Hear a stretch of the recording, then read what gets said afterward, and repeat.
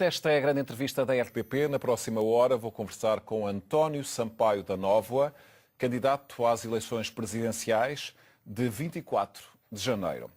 António Sampaio da Nóvoa, muito obrigado por vir à RTP, a grande entrevista. O senhor lançou a sua candidatura há 8 meses. Acha que os portugueses já o conhecem? Já, tenho a certeza, enfim, antes de mais boa noite. Tenho a certeza porque se vê nas ruas, quando vamos a feiras, quando vamos a mercados, quando eu próprio passeio nas ruas sem nenhuma ação de campanha, a esmagadora maioria das pessoas reconhecem-me. E, portanto, isso é uma mudança enorme nos últimos 8 meses. E quando vão ter consigo, o que é que lhe perguntam, o que é que lhe dizem de si? O que é as duas marcas mais fortes? Quer dizer, eu tenho um caderninho onde aponto tudo que me dizem, não é? Portanto, tenho um caderninho, ando sempre com um caderninho no bolso. Mas memoriza ou tira do caderno na hora? Tiro logo. Não se consegue porque no meio das atividades e há muita coisa, a pessoa esquece. Não é? Portanto, eu ando sempre com um caderninho e tenho que apontar logo.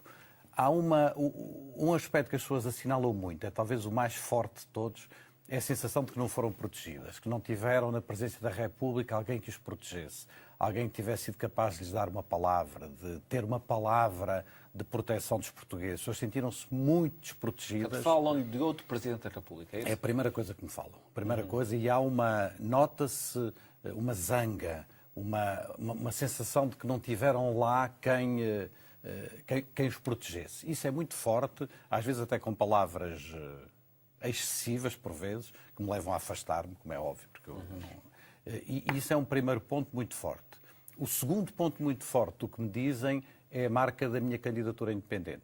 Um pouco a ideia de que estamos cansados das mesmas lógicas, dos mesmos partidos, das mesmas coisas, e, portanto, prezamos muito que alguém assuma uma candidatura independente e venha com isso. Portanto, esse é uma matriz muito, muito forte. Tivemos em Friamundo, numa feira, no domingo passado.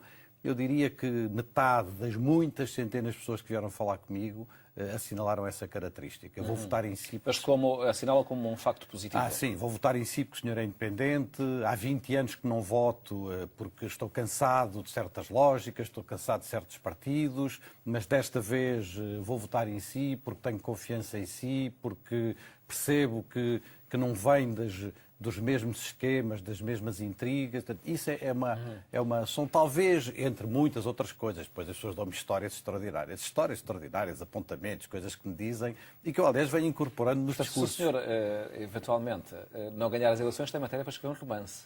Tenho matérias para vários romances, estas voltas a Portugal, e já lá vão 3, não é? Vamos agora começar a 4ª, são matéria para muitos romances. E houve alguma coisa que tenha descoberto sobre Portugal que não conhecia e que descobriu agora com estas voltas a Portugal? Quer dizer, um aspecto que para mim foi muito surpreendente e que eu não estava à espera tanto foi a generosidade das pessoas. No meio de um grande cansaço, no meio de uma desilusão, porque as pessoas estão desiludidas, no meio de uma pobreza, de uma sensação de que se perderam muitas coisas nos últimos anos, há uma generosidade e uma generosidade do acolhimento que é muito impressionante. Eu tive pessoas que vieram ter comigo dizendo eu não vou votar em si por isto ou por aquilo, mas nunca com maus modos ou de maneira agressiva, mas gosto muito que se tenha candidatado, acho que é muito importante que se tenha candidatado, acho que é muito importante que outras pessoas que não vêm da política estritamente partidária façam esse gesto. Essa ideia da generosidade é uma ideia muito forte, que nós temos elaborado teoricamente, mas que depois se constrói na prática, no contacto. Mas que agora pode ver em loco. Quer dizer, é maravilhoso. Quer dizer, estas voltas a Portugal e este contacto com as pessoas tem sido absolutamente maravilhoso. Para a dinâmica da campanha, faz falta não ter uma máquina partidária por trás? É mais Eu às vezes vejo as suas imagens em campanha e fico com a sensação, não sei se correta inteiramente ou não, de que anda um pouco sozinho. Isso não tem aquela parafernália que às vezes nós associamos às campanhas propriamente ditas, em que há ali um grupo que vai atrás e, portanto, que faz uma espécie de moldura do candidato. Quer dizer, tem havido momentos com muita gente. Nós, por exemplo, nos últimos 10 dias, não é? Fizemos 6, 7 7 grandes jantares em 7 lugares diferentes de Portugal, em que em todos eles estavam 500 pessoas. E, portanto, quer dizer, é muito impressionante essa adesão em Viana do Castelo, em Coimbra, em Leiria, em Setúbal. Tem sido muito impressionante essa adesão das pessoas a iniciativas de campanha. Agora, não há uma máquina partidária no sentido tradicional do termo. E, portanto, nós temos que fazer tudo com o voluntariado, com a generosidade das pessoas, com a militância, e como muitas pessoas estão a aprender a fazer uma campanha, que estão a fazer uma campanha pela primeira vez. Isso tem aspectos que têm alguma dificuldade, mas tem aspectos muito interessantes também. A sensação de estarmos no meio de muita gente que estamos a aprender a fazer uma coisa, estamos a aprender a fazer essa coisa por dedicação a uma causa, por vontade de participar numa causa, por vontade de participar em qualquer coisa que nós achamos que vai poder mudar este país e que vai poder ajudar a mudar este país. Sem pequenos interesses, sem pequenas lógicas, sem pequenos grupos, sem pequenas intrigas, esse caráter genuíno desta candidatura a esse nível, das pessoas que estão comigo nesta candidatura, é uma coisa única e que eu não trocaria por nada deste mundo.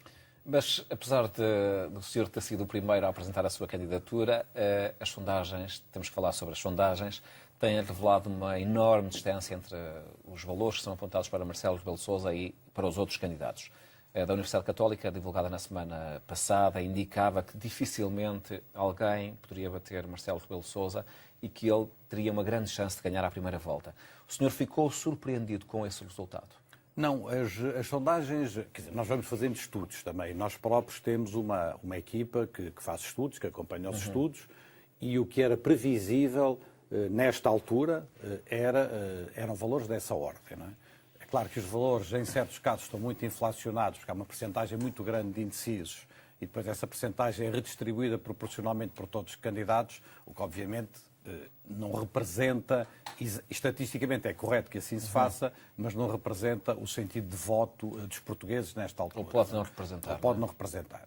E, portanto, nós não estamos surpreendidos com isto, sobretudo sabendo que houve aqui um fenómeno que para nós é muito significativo, que é o facto de que verdadeiramente só agora é que estamos a iniciar as presidenciais. Isto é o tempo das legislativas e depois o longo tempo pós-legislativas para o conjunto de acordos que se fizeram, etc., levou a que os portugueses só agora é que estão a despertar para as presidenciais. Portanto, nós temos um mês pela frente para travar este combate. E também com uma comunicação social que não tem dado atenção às presidenciais, por razões que se compreendem, que agora inevitavelmente vai dar. Eu julgo que temos todas as condições, não só para que o segundo lugar em que eu apareço nas sondagens se vá cada vez mais consolidando, isso parece hoje razoavelmente claro em todos os estudos de opinião que fazemos. Na sondagem da Universidade Católica isso não é absolutamente claro, há uma diferença de um ponto. Sim, com mas quer dizer, é muito, essa consolidação é uma coisa que se tem vindo a fazer progressivamente, mas de forma muito consistente, digamos, há uma evolução muito consistente nessa matéria e nós estamos absolutamente convencidos que vai haver segunda volta. Quer dizer, seria para nós muito surpreendente que não houvesse segunda volta. Estamos muito convencidos que vai haver segunda volta e estamos convencidos que na segunda volta são outras eleições e que vai, num certo sentido, recomeça-se tudo do zero e que as possibilidades de uma candidatura com o perfil daquela a que eu estou a dar corpo tem muitas possibilidades. O senhor acredita que será o desafiador, que será um dos candidatos na segunda volta? Sim, parece-me razoavelmente consistente com todos os estudos que é isso que venha a acontecer. As diferenças que nas sondagens que eu tenho visto, as diferenças não são significativas. A diferença de um ponto numa sondagem dentro da margem de erro. Pode ser um ponto para cima ou para baixo. Mas, e disputa esse segundo lugar... O que importa é mais o sentido da evolução que tem sido. Mas um eleitor de esquerda, digamos assim, dando por adquirido que à direita, havendo só um candidato, será mais fácil que esses eleitores votem nesse candidato. Mas um eleitor da esquerda que esteja indeciso entre o candidato a indicar para a segunda volta, portanto, ou António Sampaio da Nova ou Maria de Belém, do seu ponto de vista, qual é a sua grande diferença em relação a Maria de Belém, à candidatura de Maria de Belém? Eu julgo que há, quer dizer, para além da diferença na maneira como as candidaturas, na origem das candidaturas, a minha candidatura é obviamente uma candidatura que tem uma marca de independência muito forte e que é uma candidatura que procura ser uma candidatura muito abrangente, procura ser uma candidatura de grande abrangência, não só à esquerda, mas no espaço, em todo o espaço político e com apoios que vão desde pessoas de esquerda a pessoas de direita, a pessoas do centro e com pessoas muito distintas que estão nesta candidatura. ela caracteriza-se talvez, e esse é talvez o ponto mais importante, por ser a candidatura que melhor traduz este tempo novo político que agora se abriu. Este tempo novo com o governo do Partido Socialista. Com a existência de um conjunto de acordos, não é? De uma cultura de diálogo e de compromisso mais alargada, uma cultura de compromisso que não fica fechada no tantas vezes designado arco da governação e que abriu uma nova realidade política com entendimentos diversos entre forças políticas diversas. Falou há pouco na minha Carta de Princípios, lançada há 8 meses, eu falo nisso, nessa Carta de Princípios. Há 8 meses, quando ninguém falava disso, aliás, algumas entrevistas que eu dei nessa altura me interrogavam, mas o que é que quer dizer com isto? Políticas de alianças para além do arco de governação? O que parecia uma coisa muito estranha, de repente, agora ela concretizou-se. Não é? Ela concretizou-se e concretizou-se de uma maneira que, num certo sentido, abre um tempo novo em Portugal. E um tempo novo exige um presidente novo. Nós não conseguiremos consolidar este tempo novo com presidentes antigos. Mas acha que Maria de Belém seria o representante desse tempo antigo? Eu julgo que as outras candidaturas que estão no terreno representam de maneiras diversas, não é? Uma determinada visão da política que é diferente daquela que eu represento. E percebe-se que no lançamento da candidatura da doutora Maria de Belém, como está a perguntar sobre essa candidatura, se revelou um certo incómodo, nomeadamente sobre estes acordos que agora estão em vigor. Não vou fazer agora citações, Sim. mas, quer dizer, inclusive o seu mandatário nacional falou da possibilidade disto ser um enorme desastre, a possibilidade de haver acordos à esquerda, etc. E revelou-se algum incómodo sobre esta matéria. Bem, e já não falo da candidatura, obviamente, do candidato Marcelo Rebelo de Sousa, que teve muitas semanas a hesitar e que, na verdade, só tomaram uma posição de maior cooperação institucional ou de maior postura presidencial na altura em que as coisas se concretizaram. Mas aí é fácil, não é? Aí é fácil. Mas o senhor diz isso porque está confortável com esta solução do governo que resultou das eleições de 4 de outubro? Estou muito confortável. Porque esse é o seu território ideológico, o PS, o PCP e o Bloco de Esquerda?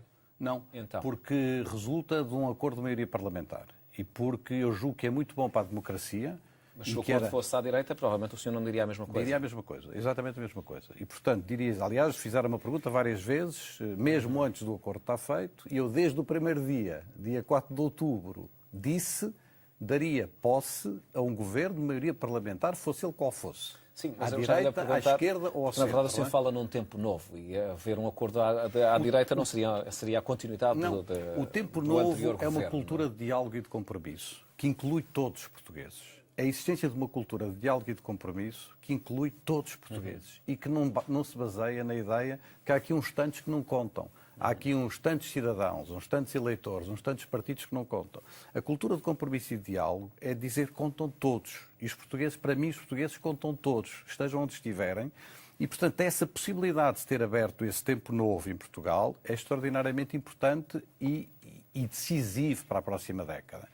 E é verdade que candidatos que revelaram algum incómodo com este tempo novo não serão candidatos que facilmente poderão cooperar com a consolidação deste tempo novo. Perguntou-me porque é que a minha candidatura era diferente das outras. Eu julgo que com clareza se percebe na minha resposta e até nas suas perguntas ou nas suas perguntas às minhas respostas, porque é que eu sou a pessoa que melhor dá corpo a esta ideia neste momento em Portugal. Mas é verdade que esse tempo novo e os protagonistas desse tempo novo, nomeadamente o Partido Socialista, o PCP, o Bloco de Esquerda, os Verdes, etc., digamos que as forças parlamentares que apoiam o governo do Partido Socialista, cada uma delas tem um candidato próprio. O senhor não acha estranho que, querendo assumir esse papel de o candidato deste novo tempo, isso não seja reconhecido não pelos acho. partidos desse novo tempo? Não acho. Acho absolutamente normal e acho até que isso dá uma marca de Acha independência. normal ou, quer dizer, não é a coisa mais favorável para a sua candidatura? Vou tentar explicar-lhe. Isto marca muito bem o registro de independência desta candidatura. Como diz, eu estou há 8 meses que lancei a candidatura e de semana a semana ia ouvindo que esta candidatura era assim, que afinal era assado, que afinal era do PS, que afinal era não sei de quem, que afinal era disto, que afinal era daquilo. E eu fui sempre dizendo a mesma coisa, que esta candidatura é uma candidatura que está aqui, com esta Carta de Princípios, procura o apoio de todos. Eu estava a confrontá-lo com esta questão pelo facto disso poder ter impacto no seu resultado, isso poder diminuir as chances, por exemplo, do senhor poder ir a uma segunda volta. Não creio, eu julgo que é absolutamente normal, não é, que pessoas que têm projetos que não são coincidentes com os meus, e é evidente que da mesma maneira que eu digo que o projeto do candidato Marcelo Rebelo de Sousa é completamente diferente do meu, quer dizer, vem de um tempo passado, de uma política do passado, e obviamente não poderá representar este tempo novo, da mesma maneira que lhe falei também já na doutora Maria de Belém, é evidente que o projeto de Edgar Silva, que o projeto de Marisa Matias, não são idênticos aos meus.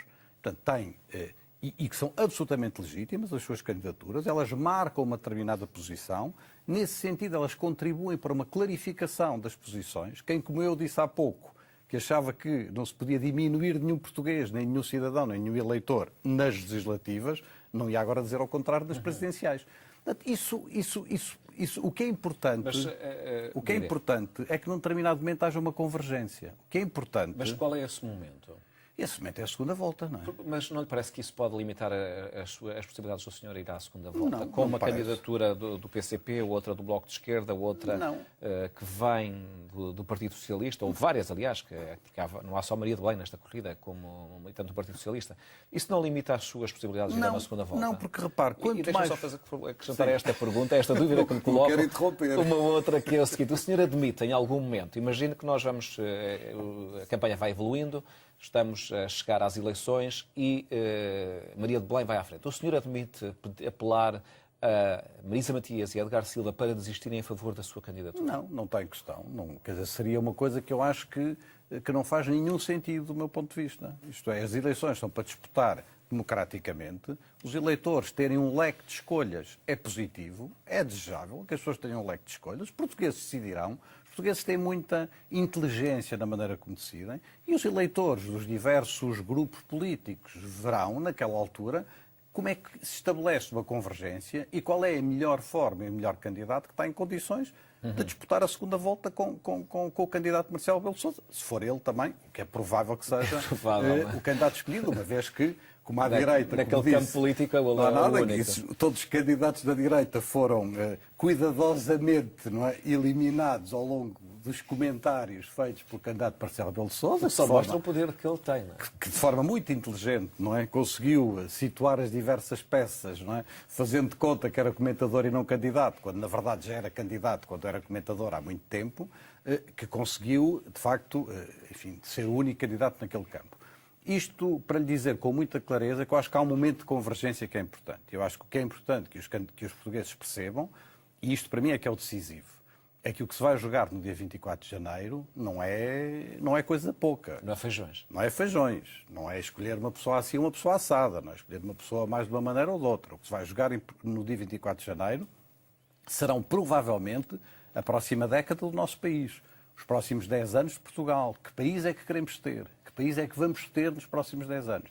E esta eleição vai ser uma eleição crucial para o nosso futuro político, para o nosso futuro social, para o nosso bem-estar como sociedade. Se os portugueses perceberem isto, e este é o meu grande desafio, tenho 1 mês e meio para mostrar, para explicar às pessoas tudo o que se vai decidir no dia 24 de janeiro, eu estou absolutamente convencido que todos esses eleitores que me falou vão ter a percepção de que a única candidatura que pode ser um momento alternativo, não é, à candidatura que provavelmente se impõe do candidato Marcelo Rebelo de Sousa será a minha. É este o meu desafio. Falo-ei humildemente, sem nenhuma arrogância, procurando lançar ideias, procurando conquistar apoios, procurando levar a palavra, falando com as pessoas, ouvindo muita gente. Para mim, o exercício do ouvir é um exercício absolutamente essencial. Ouvindo muitas pessoas na rua, mas ouvindo muitas pessoas também nas empresas, ouvindo muitas pessoas na cultura, ouvindo muitas pessoas nas universidades, ouvindo muitas pessoas nas escolas, ouvindo muitos constitucionalistas, ouvindo as pessoas da saúde, como tenho feito, do mundo do trabalho, fazendo encontros sobre o combate à pobreza, fazendo encontros sobre as Forças Armadas. É isto que eu tenho andado a fazer. Não tenho andado a fazer uma coisa mais ou menos folclórica. Tenho andado a discutir com as pessoas, a debater com as pessoas, a apresentar as minhas ideias. E estou certo que no final os portugueses vão compreendê-las e vão perceber onde é que está a alternativa. Do seu ponto de vista, há algum risco na eleição de Marcelo Rebelo de Sousa? Quer dizer, risco depende do que estiver a colocar na palavra risco. Então vou reformular a pergunta. Qual é o problema da eleição de Marcelo Rebelo de Sousa, do seu ponto de vista? Marcelo Rebelo de Sousa representa uma visão do passado da sociedade portuguesa. Que passado? Marcelo Rebelo de Sousa é o candidato escolhido por Passos Coelho e por Paulo Portas. Marcelo Rebelo de Sousa é o candidato não é bem assim, não é? que esteve a fazer Paulo Portas comício. e Marcelo Rebelo de Sousa e Pedro Passos Coelho só decidiram na última semana recomendar o apoio e sabemos que não é o apoio mais empenhado. Não é? Pois. Mas quer dizer, o candidato Marcelo Rebelo de Sousa teve a fazer campanha pela coligação não é, em comícios e a apelar ao voto em Passos Coelho e Paulo Portas. É normal que agora Passos Coelho e Paulo Portas lhe retribuam na mesma moeda e apelem ao voto em Marcelo Rebelo de Sousa. Estamos a falar de uma determinada visão de sociedade. O que me traz aqui não são confrontos pessoais. Disse desde o primeiro dia e falei até ao final que não vou fazer nenhuma crítica a ninguém do ponto de vista pessoal, que não vou entrar em questões de mais má língua, de caráter. Epá, não me interessa isso. Mas o Marcelo Rebelo de Sousa, o candidato Marcelo Rebelo de Sousa, representa uma visão da sociedade portuguesa que é uma visão do passado. É um homem que, ao longo do seu comentário, sistematicamente defendeu as políticas de austeridade, defendeu o empobrecimento do país, justificou tudo e o contrário de tudo. Justificou as situações que se passaram na banca e nos bancos e em muitos lugares ao longo de anos e anos e anos e anos. E, portanto, é esse país que eu não quero. O país pelo qual eu me bato é o país que é o contrário desse país. É um país onde as pessoas recuperam os seus rendimentos, onde há fortes apostas na educação e na qualificação, onde há uma forte aposta na escola pública, onde se protege o Serviço Nacional de Saúde, onde se protegem os salários e as pensões, onde há o trabalho digno.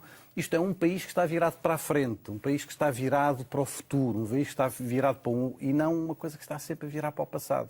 Portanto, o risco, nesse sentido, é o risco de um regresso a um país que não é, quer dizer, num certo sentido, foi por não estar contente com esse país. Foi por achar que o meu país não estava a caminhar no sentido que eu achava útil que eu me candidatei. E, portanto, nesse sentido, o debate com o candidato Marcelo Rebelo de Sousa é uma visão do país, é uma ideia para o país. Não é? Ainda sobre esta questão dos apoios, o António Sampaio da Nova ficou desiludido pelo Partido Socialista não lhe ter manifestado o apoio? Não, isso anda a ser falado há 8 meses. Quer dizer, e ouviram-me sempre dizer a mesma coisa. Eu não esperei por ninguém, não esperei por nenhum partido. Não esperei pelas legislativas que me fez o candidato Marcelo Rebelo de Sousa para saber se candidato ou não. Não esperei pelas desistências de ninguém. Será que o Rui Rio vai, que não vai? o apoio de António Costa? Eu espero o apoio de toda a gente. Toda a gente. O apoio explícito. Toda a gente que quiser apoiar esta candidatura é bem-vinda. Toda a gente. Agora, eu estou a fazer o meu caminho, como sempre fiz. E não estou dependente de nada nem de ninguém. É uma coisa que deixa, às vezes, as pessoas um bocadinho inquietas, porque percebe-se que no mundo político habitual há muitas dependências e muitas obediências e há muitos favores a pagar de muitas coisas. Eu não dependo de absolutamente ninguém. Dependo dos portugueses. Humildemente dependo dos portugueses, da sua confiança. Mas eu não dependo de ninguém. E dos outros candidatos dependem? Parece-me relativamente óbvio, pelo que acabei de lhe dizer já, que há óbvias dependências, não é, de registros e de muitos outros candidatos. Não é? Quer dizer, falei-lhe há pouco do candidato Marcelo Rebelo de Sousa, não é? E da filiação e da obediência a que ele está em relação a determinadas políticas e a determinadas visões do passado. Mas acha que Portugal. ele não tem independência de pensamento para... Aliás, ele como comentador não era um comentador absolutamente alinhado com as políticas da coligação anterior. Quer dizer, temos Várias opiniões, vezes manifestou temos divergência. opiniões diferentes, não é? Temos opiniões diferentes. Você acha que ele era sempre alinhado? Quer dizer, achei que ele fez sempre, é sempre preciso fazer um pequeno registro de divergência para poder, no essencial, estar de acordo com certas políticas. Quer dizer, nunca ouvi, não é, nesses comentários, um pensamento que fosse divergente em relação às estruturas fundamentais do que eram os eixos dessas políticas. Agora, depois é claro que há a pequena espuma do dia, há a pequena intriga, o pequeno comentário, a pequena coisa e tal, que parece que dá um registro de certa independência. Peço desculpa, que os portugueses não andam com os olhos fechados. No momento em que o senhor apresentou a candidatura, disse que não vinha e não estava aqui para deixar tudo na mesma. O que é que o senhor quer mudar e como é que, a partir de Belém, o país pode mudar? Tudo isto que acabei de lhe dizer, num certo sentido, mas que vou tentar agora dizer de uma forma mais detalhada. De uma forma mais detalhada. Eu não venho para deixar tudo na mesma, no sentido em que a mim nunca me interessaram os lugares pelos lugares. Muita gente, aliás, me diz, vem da academia, é um teórico. Não. Quer dizer, eu sempre fiz, eu tenho obra feita, eu tenho coisas feitas, eu sou muito mais pragmático do que teórico nesse sentido, não é? Ainda que parece muita teoria. Eu não venho para ocupar um lugar, eu venho para me bater por uma ideia de Portugal. E essa ideia de Portugal, porque eu me venho bater, é uma ideia de um Portugal futuro. Onde é que está esse Portugal futuro? Há um ponto para mim absolutamente central, tendo em conta tudo o que já fizemos. E o ponto central tem a ver com a inovação. A inovação nas empresas, a inovação na sociedade, a inovação na administração pública. Ora, para haver inovação, não há inovação se não houver um forte investimento nas pessoas, na educação, no conhecimento, na ciência e na sua transposição para a sociedade e para a economia. Eu quero ter empresas. A liberdade das empresas para mim é absolutamente central. A liberdade das instituições para mim é absolutamente central. A livre iniciativa das pessoas é absolutamente central. Ora, Portugal fez muitos investimentos no campo da educação e da ciência, infelizmente muitos deles com grandes recuos nos últimos anos, mas não conseguiu que daqui resultasse um desenvolvimento suficiente do ponto de vista social, do ponto de vista das instituições, do ponto de vista económico. É isto que nós precisamos, porque sem produtividade... Mas o que é que o Presidente pode fazer para isso? O Presidente pode e deve fazer um compromisso estratégico em torno destas matérias. É muito... O compromisso estratégico tem uma ressonância cavaquista, no sentido em que Cavaco Silva também há 10 anos falava não era a concertação estratégica, mas a cooperação estratégica com o Não é bem governo. a mesma coisa, não é bem a mesma coisa. Não estamos a falar bem da mesma coisa. Não é? Estamos a falar de um compromisso estratégico a prazo de 10 anos, a prazo de 20 anos, porque num certo sentido, se quiser, o governo, muito naturalmente, governa no curto prazo, governa num ciclo de uma legislatura. E é normal que assim seja. O governo governa mais no presente. Um Presidente da República pode ter um mapa do futuro na cabeça. Pode ser capaz de, com esse mapa do futuro, chamar forças, não é só forças políticas, é forças sociais, é forças culturais, é pessoas, a criarem determinados compromissos estratégicos e a juntarem-se em torno dessas ideias. E depois pode fazer questões concretas. Vou-lhe dar um exemplo, para não dizer que eu estou sempre no... Porque quando nós vimos ao plano mais concreto, dizem-nos, afinal, ele tem um programa de governo. Isto não é nenhum programa de governo. Está sempre nesse balanço. A minha carta de princípios, não há lá nada que interfira com o programa de governo. Mas é evidente que há compromissos. Se a Constituição estabelece que um Presidente é eleito por sufrágio universal e direto, tal como a Assembleia da República, há aqui uma dupla legitimidade que é igual. A questão dos compromissos em Portugal é que, de facto, parece muito difícil de serem concretizados. Aliás, é uma linguagem que o atual Presidente, que o senhor critica bastante, utilizou imenso e não foi capaz de concretizar. Portanto, é daí que eu me pergunto que características é que o senhor tem que acha que o podem levar a esses compromissos? Repare, o que se falou durante muito tempo, e o atual Presidente falou muito, era nos consensos da governação. Era nos consensos em torno do famoso arco da governação. Nunca me ouvi falar nisso, antes pelo contrário. Ouvi-me falar no contrário. Os compromissos estratégicos de que eu falo são de outra ordem, não é? São de outra, têm outra dimensão e têm outro compromisso do ponto de vista político.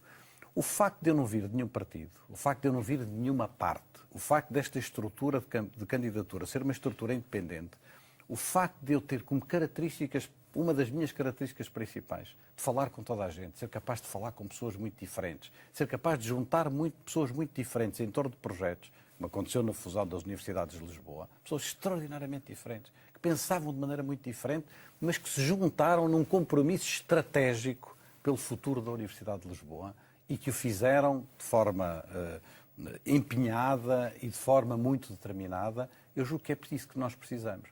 Mas um Presidente pode fazer coisas mais concretas. Dou-lhe um exemplo de que falei outro dia no almoço a convite da CIP e da AIP. Pode analisar as leis que recebe para promulgar e verificar se essas leis trazem ou não um acréscimo de burocracia para o trabalho das empresas, que é hoje em dia um dos fatores principais que muitas vezes asfixia a nossa capacidade de liberdade, a nossa capacidade de iniciativa, que asfixia muito do trabalho que se faz nas empresas e dessa capacidade criativa das empresas. Um Presidente pode analisar isso com muito cuidado, antes de promulgar certas leis ou certos decretos-leis e intervir no que é o plano concreto da sua competência, não é? Dizendo, não, nós estabelecemos um compromisso entre nós de haver uma diminuição da burocracia, de termos uma maior liberdade, de tentar aqui qualquer coisa que não está a ser cumprida. Eu poderia agora detalhar-lhe, não é? Caso a caso, como é que um presidente com os seus poderes, que são poderes de árbitro, que são poderes de moderador, um presidente deve ser uma pessoa presente junto dos portugueses, deve ser uma pessoa prudente, deve ser uma pessoa de uma grande estabilidade, deve ser uma pessoa muito persistente, mas deve ser também uma pessoa de convicções, de causas, não é? Em que os portugueses possam confiar para se bater por estas causas. E isso é o que farei como Presidente da República. Eu também li umas declarações suas em que o senhor afirmava... Fez o estudo de casa, fez o trabalho de casa. É assim que se deve fazer. Em que afirmava... É isso que um bom professor aconselha aos alunos. Em que o senhor afirmava ter condições para ser um presidente global. Um presidente que vai à ONU bater-se por causas internacionais. Que condições são essas que o senhor considera que tem e que causas globais é que gostava de defender no plano internacional, digamos assim? Vejo com alguma... Vou utilizar a palavra tristeza para não utilizar outra. Com alguma tristeza que Portugal tenha perdido uma grande parte, tenha perdido muita da sua voz no mundo. Portugal tem, pela sua história, pelo seu passado, pela importância da língua, pela nossa capacidade de estarmos presentes em todos os continentes, uma condição absolutamente única para poder ser uma voz importante no mundo e para ser uma voz ouvida no mundo. E Portugal deixou de ser. Infelizmente, deixou de ser. Talvez a última grande causa que nos uniu no mundo tenha sido a causa de Timor. Não é? E deixou de ser também porque não teve, ao nível da Presidência da República, ao nível de outras instâncias, essa outra voz. Há duas causas no mundo que para mim são absolutamente essenciais. A primeira é a causa do ambiente, é a causa que tem vindo a ser discutida agora na Cimeira de Paris. É uma causa que está muito forte na minha Carta de Princípios, porque eu julgo que nós estamos numa fase em que podemos deixar de ter a nossa casa, não é? Para utilizar a expressão da última encíclica do Papa Francisco, e a outra causa é a causa dos direitos humanos. Eu acho que não é possível. E aqui nos direitos humanos encontramos muitas outras coisas, desde os refugiados a muitos outros temas, mas que são absolutamente centrais. Quer dizer, Portugal tem condições, pela sua história, pelo seu passado, de afirmar essa voz e de o afirmar em vários espaços internacionais, dimensão para que um Presidente da República, nos termos da nossa Constituição, está razoavelmente vocacionado. Porque quando a Constituição liberta o Presidente da República das tarefas governativas, enquanto este regime semipresidencial, permite que um Presidente tenha, digamos, uma possibilidade de dar prioridade também a outras dimensões da sua intervenção que são absolutamente centrais. E é por isso que eu tenho dito que quero ser, ao mesmo tempo, um Presidente muito próximo, muito presente, a ouvir as pessoas. Tenho falado na ideia de presidências deslocalizadas, porque eu julgo que o Presidente tem que ter uma grande proximidade no todo nacional. As presidências deslocalizadas eram exatamente o quê? A possibilidade de, em algum momento, poder passar algum tempo, não quero agora definir em concreto, em Bragança, nos Açores, na Madeira, uma espécie de presidências abertas? Mas com uma vocação de ficar lá. De estar lá, de estar com as pessoas para poder, ao mesmo tempo, ouvir as pessoas nesses lugares e ter uma grande proximidade. Portugal, apesar de ser um país muito pequeno, do ponto de vista territorial, tem um problema de coesão territorial grave entre o interior e o litoral, entre muitas dimensões. É preciso... Um Presidente da República deve servir também para isso, como um espaço de agregação. Mas eu tenho dito que quer ser, ao mesmo tempo, um Presidente muito próximo, mas ser também um Presidente capaz de projetar a voz de Portugal no mundo. Eu recuso-me à ideia de que Portugal, para citar o António Lobo Antunes, não é? Que Portugal é um país pequeno e periférico. Portugal não é um país pequeno, nem pode ser um país periférico, ainda que, infelizmente, nos últimos anos tem sido um país periférico. E temos que afirmar esta nossa outra centralidade, e isso faz-se também através da palavra e da ação de um Presidente da República no plano internacional. Vamos voltar aos problemas do cotidiano, do dia-a-dia, e um dos temas mais fortes da governação por estes dias é a situação difícil do Banif. E eu perguntava-lhe como é que o senhor avalia os problemas sucessivos que têm ocorrido em diferentes instituições bancárias portugueses, o último dos quais este do Banif. Eu julgo que é um assunto que eu tenho acompanhado, como deve calcular, com enorme atenção e enorme cuidado. Estou em permanentes contactos sobre essa matéria, porque julgo que um candidato presidencial deve, na medida das suas possibilidades, agir já humildemente, mas agir já da mesma maneira que agiria como se fosse Presidente da República, portanto, não estar a fazer agora uma coisa que depois não faria como Presidente da República.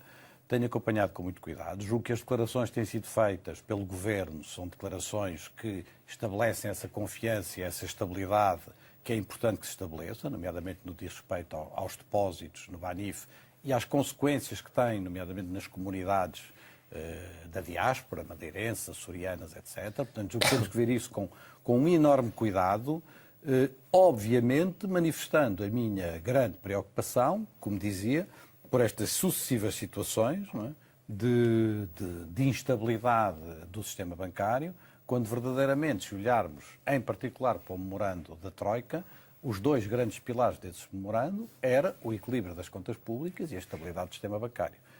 Custa um pouco que se tenha falado tantas vezes de uma saída limpa, não é, deste programa de ajustamento, quando agora aparecem situações como estas, que eu caracterizei como pontas sujas, não é? Como aspectos que parecem ter demorado tempo demais a ser resolvidos e, portanto, julgo que é inevitável, num prazo curto, em Portugal e na Europa, encontrarmos novos sistemas de regulação do sistema bancário. Quer dizer, julgo que não podemos continuar a ficar à mercê de situações destas, que em última análise vão ter um custo inevitável para os contribuintes, pelo menos em parte, mesmo que não seja globalmente. E, portanto, acredita nisso, que é inevitável que isso venha a acontecer? Parece-me quase inevitável que isso venha a acontecer, que tenha alguns custos. Acho que não devemos ter, sobre essa matéria, discursos de ilusão. Não é? Agora, julgo que devemos fazê-lo com grande confiança, julgo que a situação está totalmente sob controle, até onde todas as informações que me foram dadas ao longo destes últimos dias, sobre isto? Com muita gente e com pessoas que têm aos mais altos níveis na esfera de decisão e não só em Portugal. Não é? E, portanto, julgo que é muito importante que isso se mantenha e acho que as palavras que devemos dizer, que eu devo dizer aqui hoje numa entrevista como esta, é confiança, serenidade e tentativa de resolver este problema da melhor maneira possível, tanto certo que temos que aprender com os erros do passado e temos que encontrar sistemas de regulação que não nos coloquem sistematicamente à mercê de situações destas. Se o senhor vier a ser eleito Presidente da República, apoiará todas as iniciativas que visem pedir um perdão da nossa dívida, mesmo que seja parcial? Não, nunca falei em pedir perdão da dívida, nem parcial, da dívida. que é uma coisa diferente, não é? Não se percebe muito bem a diferença.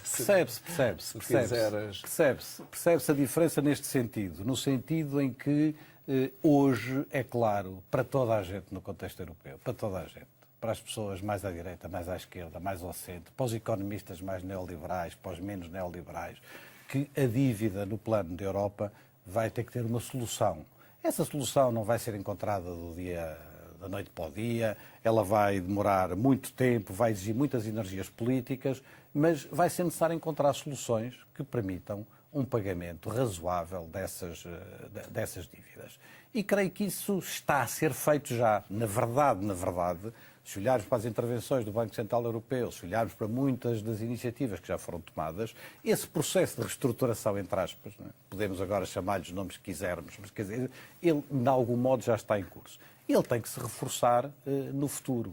Agora, o senhor acha que esta dívida não é pagável? Não é isso não significa nem pedir perdões, nem tomar decisões unilaterais sobre isso. Quer dizer, eu acredito na Europa, continuo a acreditar na Europa, pode ser que um dia deixe de acreditar, mas eu sou de uma geração totalmente europeísta, que acredita muito na Europa, que está muito desiludida com este projeto europeu, que não aceita que este projeto europeu permita que haja níveis de desemprego na Alemanha de 4% ou de 4,5% e níveis de desemprego brutais no sul da Europa, que não aceita esta divergência que está a acontecer nos últimos 15 anos, depois de um processo que foi um processo de convergência. Esta Europa tem que reforçar as suas dimensões de coesão, tem que reforçar a sua matriz de convergência no espaço europeu, e isso passa também por questões como essas que disse. Mas o que vai acontecer, o que está a acontecer em Portugal, o que tem acontecido em alguns países do sul da Europa, o que vai, esperemos, acontecer progressivamente noutros países, vai criar um ambiente em que temos que encontrar soluções para isso. E essas soluções terão de ser encontradas dentro do contexto europeu e não com rupturas que eu nunca defendi nem nunca defendo. Voltamos ao seu percurso político e à sua estreia na política como candidato presidencial. Na semana passada, não, há 15 dias, aqui na grande entrevista, Maria de Belém disse que era estranho que alguém como o senhor quisesse começar uma carreira política pelo topo. Como é que o senhor responde a esta crítica? Que é, este homem nunca teve nenhuma atividade política e agora quer vir logo ocupar o posto principal ou um dos lugares principais no cenário político português? Eu tenho falado do lugar de Presidente da República não como o topo, como uma coisa hierárquica, uma pirâmide hierárquica, mas tenho falado disso de duas maneiras. É o chamado mais alto magistrado da nação. Mas tenho falado de uma maneira, o professor Jorge Miranda, que tem dado um grande apoio a esta candidatura, tem-me dito muitas vezes que mais importante do que essa ideia de chefe do Estado é a ideia de ser um presidente cidadão e de ser o primeiro dos servidores, ser o primeiro a servir. E eu tenho configurado isso também na ideia de que me vejo no centro de um círculo, a falar com as pessoas e a tentar conversar com elas. E quem está no centro de um círculo, a conversar com todos, a ouvir as pessoas, a tentar encontrar soluções para os problemas, a tentar dar-se esse exercício de cidadania, não pode ser excluído, porque a política não é um clube fechado, a política não é um clube privado. Os portugueses estão cansados das mesmas coisas, das mesmas políticas. E isso eu sinto isso todos os dias na rua. Sinto todos os dias na rua esse cansaço. A presidência é um lugar político. Eu sinto esse cansaço todos os dias e as pessoas a dizerem, a esmagadora maioria das pessoas que vêm ter comigo para apoiar a minha candidatura, pessoas anónimas, vêm justamente apoiar por essa razão. Então, o senhor não vê que tenha, por eu poder não renovar... reconhece que tenha qualquer inexperiência para o lugar. Mas ó Vítor, repara, eu estava a tentar evitar dizer-lhe isto. Mas se olhar para trás, Mário Soares chega à presidência da República depois de uma longa carreira, como primeiro-ministro, como líder do Partido Socialista. Jorge Sampaio é a mesma coisa, não tinha sido primeiro-ministro, mas tinha sido presidente de Câmara, líder do Partido Socialista. Cavaco Silva, idem. E o senhor vem... Com um resultado extraordinário, não é? Estou a falar de Cavaco Silva. Sim. E o senhor vem da academia, nunca esteve nos partidos. Tanta experiência, mas eu gostava de ouvir sobre isto.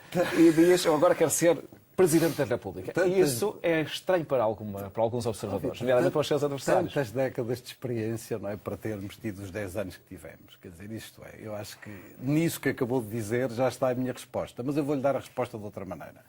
E vou-lhe dizer o seguinte, para mim, o momento decisivo da minha candidatura, da decisão de me candidatar, foi o momento em que os Ramalhianos, o Dr. Mário Soares e o Dr. Jorge Sampaio, depois de longas conversas, me disseram: nós apoiamos a sua candidatura porque o senhor tem o perfil para o cargo. O senhor tem a experiência política que é necessária para o cargo. Não de política partidária, mas política. Na educação, na escola, nas causas, na universidade. Você tem o perfil certo para isso e é por isso que o apoiamos, não é? E, portanto, deve calcular que são 3 opiniões que contam e que sabem mais sobre o que é ser Presidente da República do que outras opiniões, não é? São 30 anos de Presidência da República. Que saberão menos bem. Além disso, eu não falo muito dessas matérias. Eu fui da Casa Civil do Dr. Jorge Sampaio. Eu estive na Presidência da República vários anos. Mas eu sei um bocadinho mais do que é a ambiência da Presidência da República do que outras pessoas que nunca lá estiveram. Portanto, não vê que não tenham inexperiência. Não é bom travar um combate político tentando desqualificar ou tentando neste caso concreto, que estamos a falar da escolha de uma personalidade para um cargo, é importante conhecer o perfil dessa personalidade. Claro, obviamente, não faltam biografias minhas, não faltam coisas que estou a sair todos os dias. Para poder ocupar esse lugar. Não faltam coisas que estou a sair todos os dias e não tenho nenhum. Quer dizer, obviamente, mas como lhe digo, não há melhor confirmação disso do que uma opinião sustentada do que foram os 3 grandes presidentes da República da nossa democracia e que, porque me conhecem bem e porque discutiram comigo, me dizem isso. Eu acho que verdadeiramente difícil haver um outro, se quisesse utilizar expressões, um outro carimbo, um outro selo com o valor deste. E, portanto, as opiniões das outras pessoas, eu respeito, olhos para elas, mas verdadeiramente não me parece que elas possam ser levadas em grande Num dos seus discursos, o senhor citou o antigo presidente da Venezuela, José Mujica, conhecido por ter doado 90% do seu salário nos 5 anos do seu mandato e conhecido também por levar uma vida muito modesta. Aliás, essa referência até suscitou algumas acusações, nomeadamente de militantes do Partido Socialista, considerando que era uma referência muito demagógica. Mas é este o seu modelo de presidente? A ver, para já, duas coisas. Baralhou-se uns milhares de quilómetros, não é? Então, em relação ao Mujica, não é? Não é da Venezuela, é do Uruguai. Do Uruguai, exatamente, peço desculpa, E, tem toda a portanto, razão. é uns milhares de quilómetros ao sul. Tem razão, tem razão. Eu tenho em relação à vida um sentido de despojamento e que para mim é muito importante.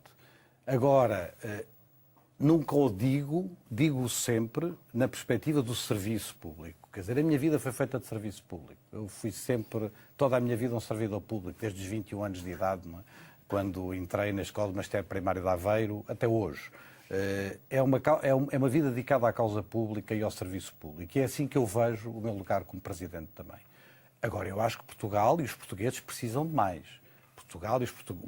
Eu defendo um país capaz, um país que seja ambicioso, um país que seja capaz de produzir riqueza, um país que dê condições de vida às pessoas, um país que se projete de outra maneira, um país que defenda, que não tenha estes níveis de desemprego que nós temos, em que haja trabalho digno, em que as pessoas não tenham, como dizia outro dia, numa das fábricas que eu visitei no Norte, diziam-me: o Sr. Professor muitas vezes fala do desemprego e às vezes fala dos jovens que têm que emigrar, mas fala menos vezes daqueles que, tendo emprego, são pobres, que vivem uma vida de pobreza apesar de terem emprego, com salários miseráveis. Ora, Portugal tem que ser capaz de ser mais, de se projetar mais. Agora, a minha maneira de ser é uma maneira de ser em que eu julgo que quero ser o primeiro dos servidores, de novo, e eu não quero os cargos pelos cargos, os lugares pelos lugares não me interessam. Não é?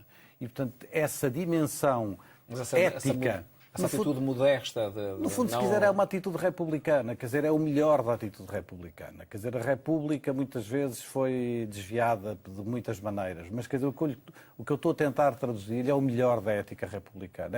A ética republicana tem que ser isso, não é? E não tem que ser muitas coisas que infelizmente foi ao longo destes 100 anos. O senhor, se vier a ser eleito, vai viver no Palácio de Belém? Não sei, é uma questão que eu decidirei na altura. Há muitas decisões que serão tomadas, na altura. Admito essa possibilidade. Julgo que eu quero conceber o meu exercício do cargo muito centrado, muito centrado e com grande proximidade. E, como disse, que me levará certamente a ter muitos momentos fora de Lisboa, a ter muitos lugares. Quero fazer isto com uma grande proximidade. Utilizei essa expressão, sei que para o grande público talvez não tenha a força, mas permita-me que lhe diga, ser um presidente territorial, um presidente geográfico, um presidente próximo das pessoas, e isso para mim é muito importante na concepção do cargo. Acho que os portugueses sentiram uma grande distância em relação ao Presidente da República e uma parte da zanga dos portugueses, ou desse mal-estar que os portugueses manifestam, foi por essa espécie de distância que se estabeleceu. A minha concepção do cargo é muito diferente.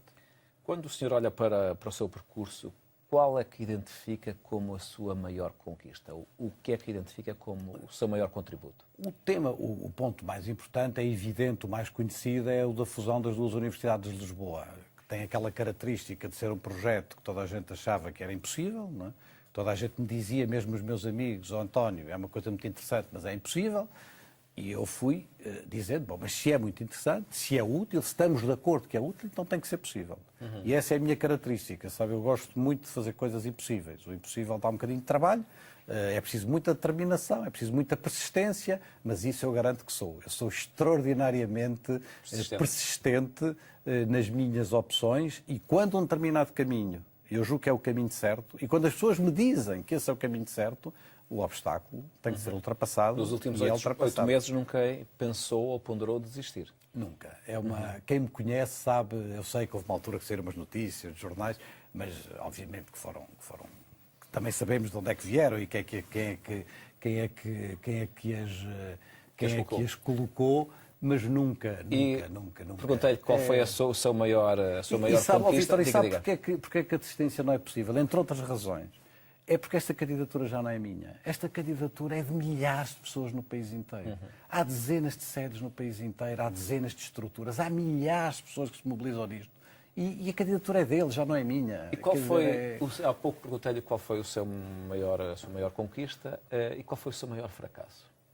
É muito difícil nós falarmos. Pois, é aquelas perguntas, estou a tentar pensar. Não sou capaz de lhe dizer, eu acho que há muitas coisas que eu fiz na vida que não teria feito da mesma maneira, há muitas coisas em que me enganei, quem não tem dúvidas corre o risco de estar enganado, já me ouviram dizer isso muitas vezes, não é?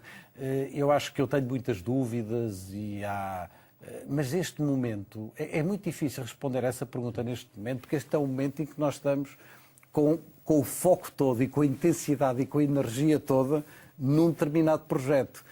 E noutra fase da minha vida, mais contemplativa, eu teria mais facilidade em responder-lhe a essa pergunta. Mas numa fase em que estamos completamente mobilizados com as energias todas para tentar despertar e para tentar travar um combate, é difícil a resposta. Na atualidade, qual é o líder político que mais o inspira? Em termos nacionais, internacionais? Nacionais ou internacionais? Quer dizer, eu tendo estas três personalidades na minha candidatura, não é? Como tenho João Ramalhiano, o Dr. Mário Soares, o Dr. Jorge Sampaio, é evidente que eu revejo e vejo neles com facetas diferentes e com características muito diferentes. Com características muito diferentes, e é isso também que é surpreendente nesta candidatura, que possa haver pessoas com perfis tão diferentes que se revêem nesta candidatura. E vejo neles características das quais me revejo, obviamente. Uma última questão. Por vezes os candidatos presidenciais são acompanhados na campanha pela mulher, pelos filhos. Nós não temos visto isso da sua parte.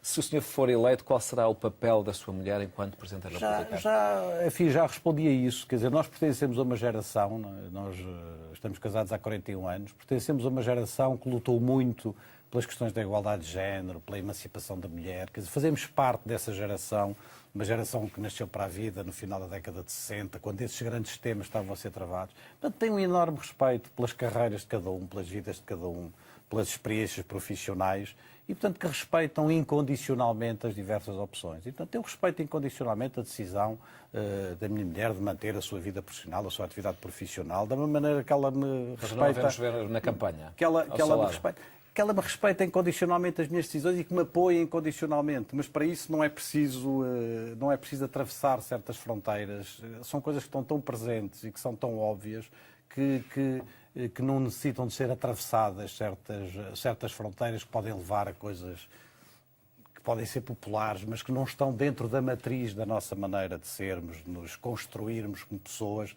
e de respeitarmos a liberdade, a independência de cada um. Agora, há uma coisa que é certa. Se há um aspecto entre muitos em que os portugueses podem confiar em mim, é nas questões da representação. Eu dou muita atenção às questões de representação e a questão da representação é muito importante por muitos papéis principais do Presidente. É um dos papéis principais dos portugueses e do Presidente. Isso implica, representar implica estar presente junto dos portugueses. Representar implica também que os portugueses se sintam representados, não é, ao mais alto nível. E nisso eu nunca falharei. E tudo o que for necessário para representar os portugueses da melhor maneira possível, dentro e fora de Portugal, em todas as circunstâncias, os portugueses podem contar comigo.